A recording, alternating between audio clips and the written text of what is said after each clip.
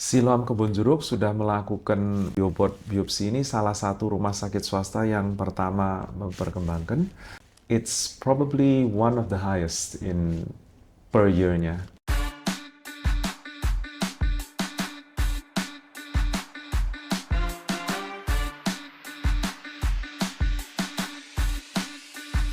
Halo sahabat Siloam, hari ini kita akan berbincang santai dengan Dr. Marto Sugiono, spesialis urologi, konsultan onkologi urologi di Siloam Hospital Kebonjeruk. Membahas topik yang sangat penting dan menarik terutama bagi pria di atas usia 45 tahun, yaitu kesehatan mengenai prostat dan bagaimana teknologi robotik membantu menangani penyakit urologi menjadi jauh lebih aman dan presisi. Dan yang lebih keren lagi, teknologi ini sudah hadir di Siloam Hospital Kebonjeruk. Selamat datang Dr. Marto. Selamat sore. Nah, sebelum kita masuk ke teknologinya, mungkin dokter bisa jelasin dulu nih, seberapa penting sebenarnya kesehatan urologi, terutama mengenai kesehatan prostat, dok?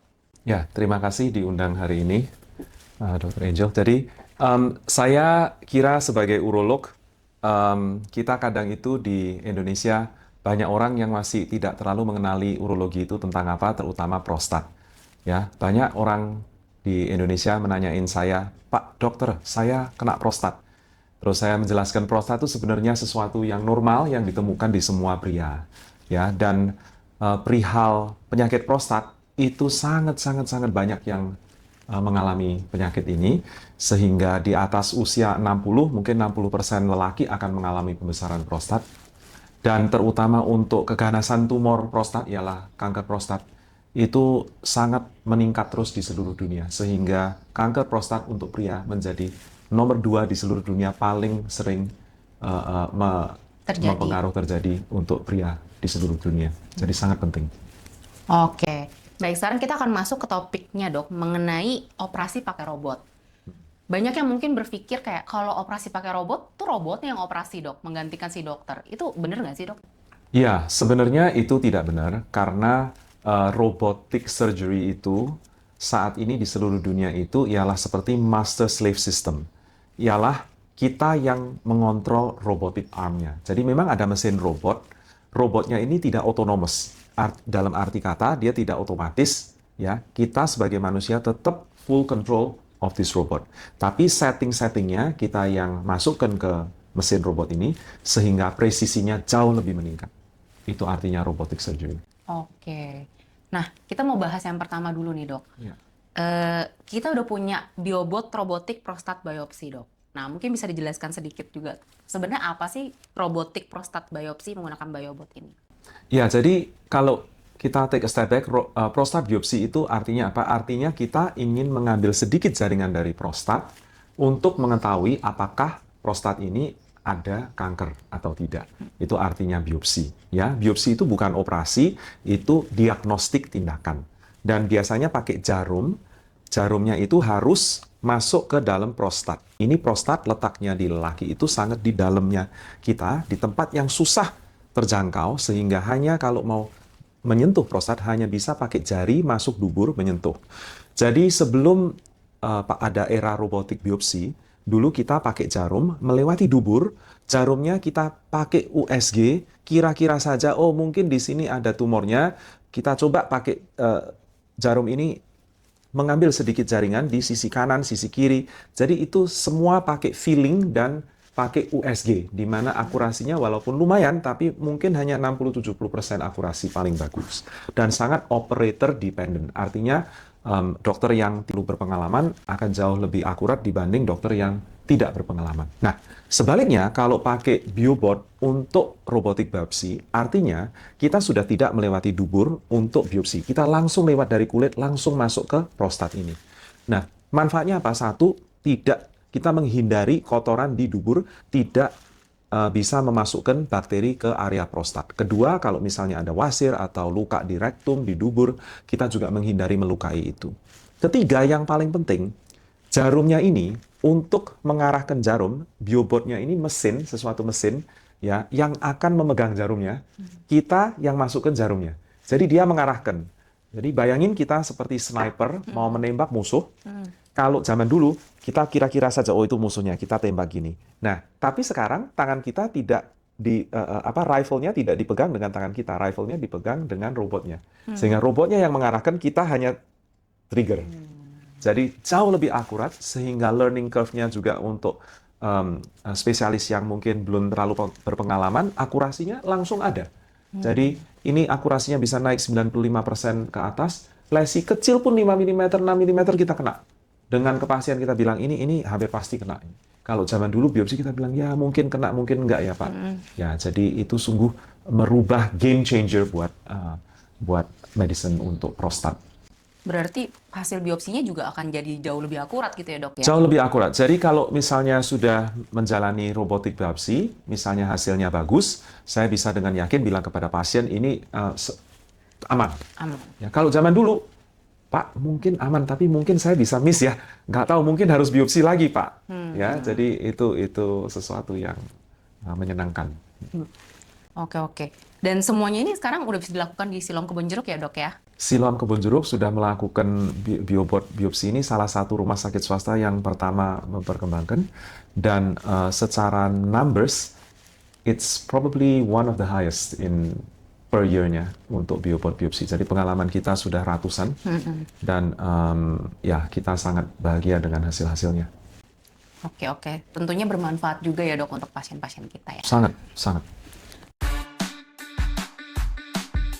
Nah, berikutnya kita juga kedatangan teknologi robot di tahun ini yang terbaru ya dok ya, Da Vinci Xi Robotic Surgery. Kalau untuk bidang urologi nih dok, keunggulannya seperti apa ya dok? Ya, Da Vinci Xi ini juga sesuatu game changer.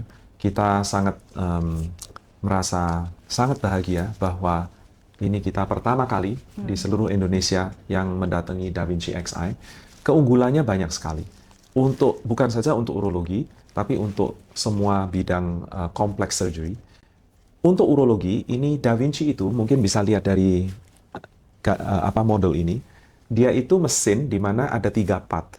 Satu part ini, ya, ini yang dengan tangannya, oke. Ini yang sungguh-sungguh bergerak. Tapi surgeonnya ini tidak dekat sini, dia di konsolnya, ya. Dan di konsolnya ini jaraknya bisa 3-4 meter. Jadi surgeonnya tidak di sini. Jadi surgeonnya lihat di 3 dimensi. Kepalanya masuk seperti virtual reality, jadi dia melihat operative field-nya itu seperti saya melihat tangan saya seperti ini. Ya, kalau zaman dulu punya operasi atau laparoskopi atau open surgery, nggak mungkin wajah kita sedekat ini. Sedangkan dengan Da Vinci, kita sepertinya melihat lapangan gini. Jadi langsung kita bisa melihat detail-detailnya yang dulu tidak pernah terlihat. Ya, syaraf kecil, pembuluh darah kecil, semua kelihatan. Jadi vision-nya sangat lebih bagus. Kedua, tangannya ini ada namanya 7 degrees of movement ini ya. Tangan manusia ini kan bisanya kanan, kiri, atas, bawah, muter sana, muter sini. Da Vinci tangannya itu bisa muter ke sini, bisa muter ke sana, begini. Jadi untuk jahit begini ke belakang bisa, ke depan bisa, ke sini bisa. Ini tidak mungkin dengan tangan manusia, ergonomiknya tidak bisa. Jadi kedua, kecanggihannya tangannya. Dan tangannya Da Vinci tentu saja kecil sekali. Ya, dia bisa masuk di rongga-rongga sangat sempit-sempit gitu ya.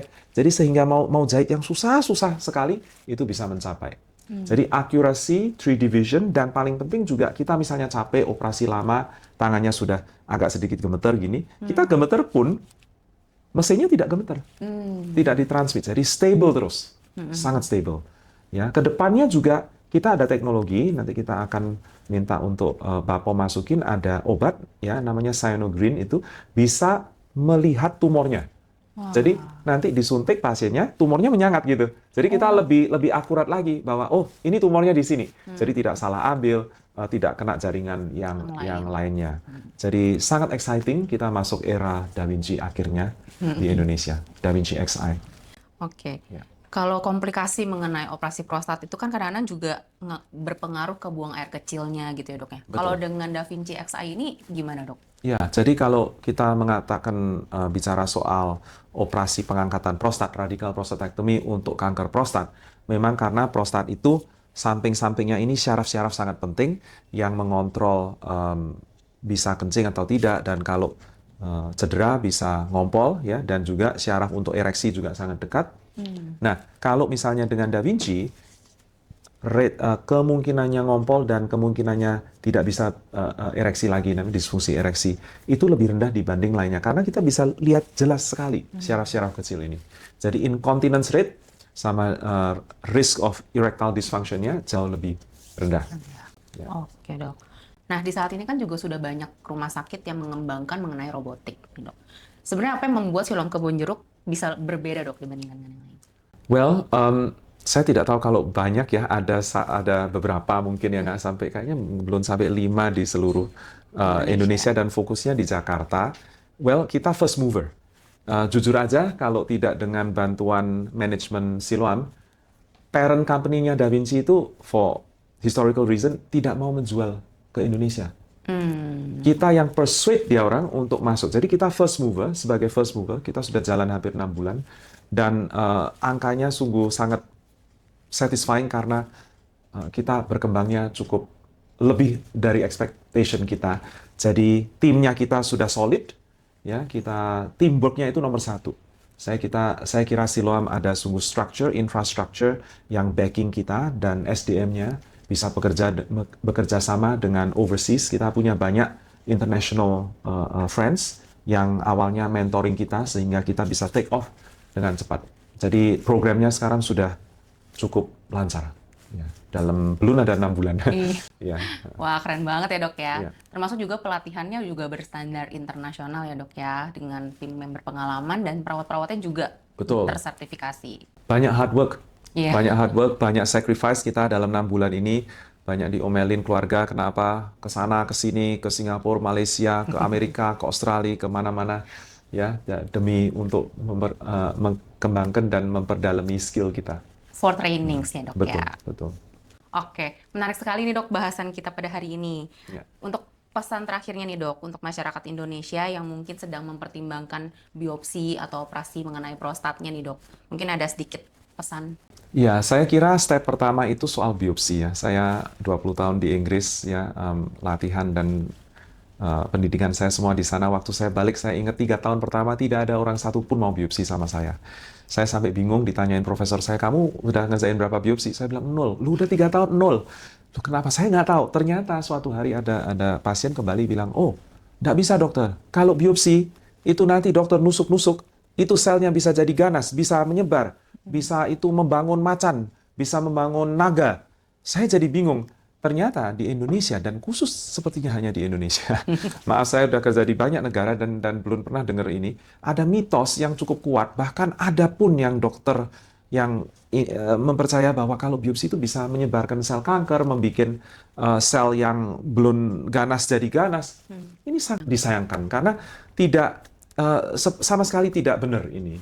Ya, biopsi itu pakai jarum khusus yang menarik sel-selnya masuk ke dalam sheath, ya, yang tidak bisa menyebarkan ke mana-mana, dan hanya dengan biopsi kita baru bisa diagnosa apakah seseorang menderita kanker atau tidak. Kalau biopsi ditunda-tunda, akhirnya stadiumnya sudah menyebar, baru mau dibiopsi. Nah, itu sudah terlalu telat. Jadi saran saya, 1, tolong harus cek soal PSA, prostat PSA ya, itu cek darah. Semua lelaki di atas usia 45 tahun sekali harus cek itu seumur hidup. Kedua, kalau memang perlu biopsi, jangan takut. Bahkan satu hal lagi, maaf saya ngomongkan bukan soal robot, tapi zaman sekarang itu juga game changer. Misalnya PSA-nya tinggi, kita sekarang langsung MRI dulu. Di Siloam juga para radiologinya sangat berpengalaman dan saya sangat percaya dengan standarnya. Seringkali saya kirim laporan MRI ke luar negeri, disetujui. MRI akan menolong kita apakah perlu biopsi atau tidak. Jadi itu step yang di tengah sebelum biopsi. Jadi PSA, MRI kalau perlu, kalau MRI-nya memang mencurigakan, biopsi pakai biobot. Itu paling akurat. Nah, apakah perlu nantinya pakai Da Vinci atau tidak, itu terserah. Oke, terima kasih nih dok untuk penjelasannya. Sangat membuka mata dan semoga juga memberikan harapan baru nih untuk masyarakat Indonesia supaya nggak takut lagi ya dok ya kalau mau biopsi prostat, mau operasi prostat. Sudah ada teknologi-teknologi yang terbaru yang ada di Siloam Hospital Kebonjeruk, yaitu robotic surgery. Terima kasih Dr. Marto untuk waktunya. Oke, Jo.